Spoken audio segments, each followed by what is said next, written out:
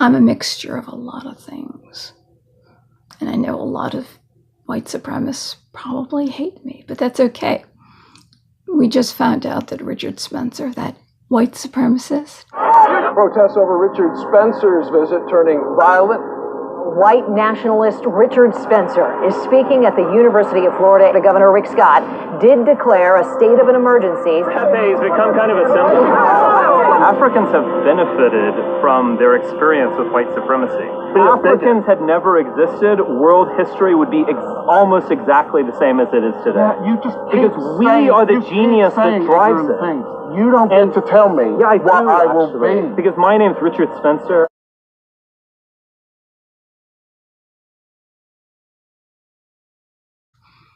Was asked by a man who was actually Dinesh D'Souza, who is very dark-skinned, like my brother-in-law. He's a Brahmin. My brother-in-law's a Brahmin. Where do your rights come from? And he says the state, which is a very leftist thing to say. Spencer, a prominent member of the alt-right. What does Richard Spencer actually believe? No individual has a right outside of a collective community. You have rights. Not eternally or given by God or by nature. Who gives them to us? You have them because you're a part of this community. Ultimately, the state gives those rights to you. So the state is the source of rights, not the individual. It simply is. The rights come from your creator, not the state. It's the state. Sounds very Nazi, doesn't it? Sounds very leftist. It is. What would be your take on, say, Reagan? I do not think that he was a great president. Who's your favorite president? There is something about Jackson. There's something about Polk as well, someone who only served one term. But I mean, Jackson and Polk, as you know, both Democrats. Party is just the vessel that one uses. I mean, Jackson's the founder of the Democratic Party. Who are your favorite presidents? Is it Andrew Jackson? Andrew Jackson, the Trail of Tears, killed all those Native Americans. Started the Democratic Party. And James K. Polk, who wanted to expand the slave states. Democrat. Very interesting. His two heroes. So that dispels the entire myth. Republican Party is the party of abolition to end slavery. This man, who is the big white supremacist today. And everybody thinks that he's the alt-right. Spencer, a prominent member of the alt-right. This right-winger. He's not right at all. He's a left-winger. He's a Democrat. He admires the Democratic Party. He admires the members of the KKK. Because they're Democrats. He's admitted it. And if you want to see that little clip, it's in the movie Death of a Nation. See, Birth of a Nation is the name. Woodrow Wilson showed that in the White House. And Birth of a Nation is about the KKK destroying the Constitution. Destroying the Constitution, which is what the Democrats want to do. They want to take down all the statues, all the founding fathers. They want to destroy and rewrite the Constitution.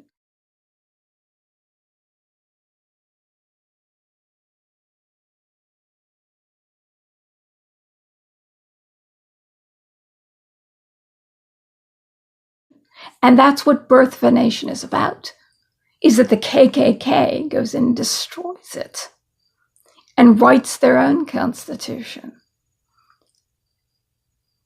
And Dinesh D'Souza's movie is Death of a Nation. See, Birth of a Nation, when Woodrow Wilson did that,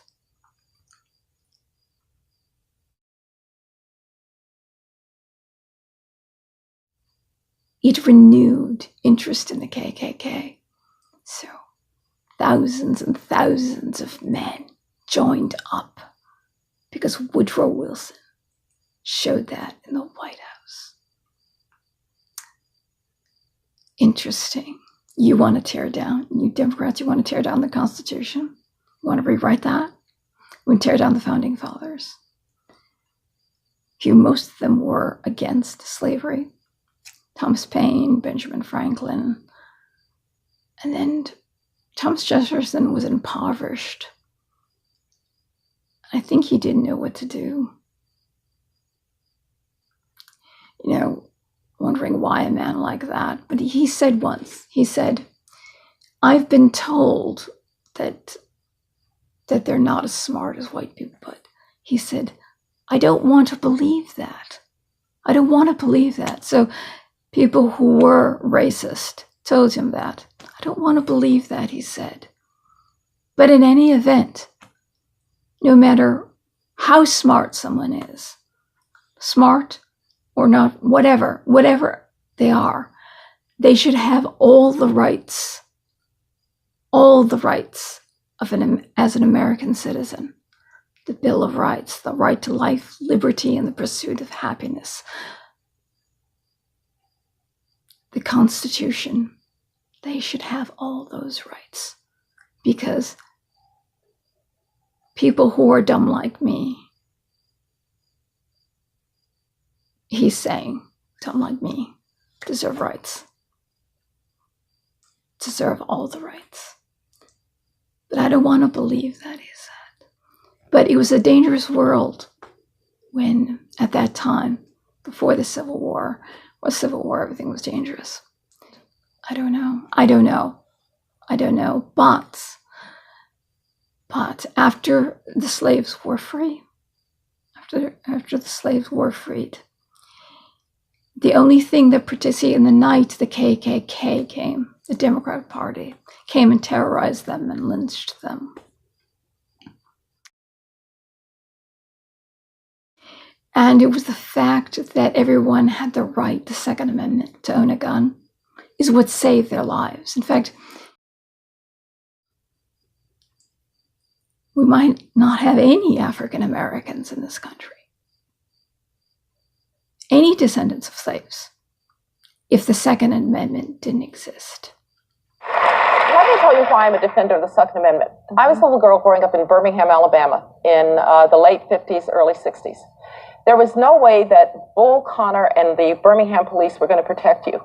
And so when white night riders would come through our neighborhood, my father and his friends would take their guns and they'd go to the head of the neighborhood, it was a little cul-de-sac, and they would fire in the air if anybody came through. I don't think they actually ever hit anybody.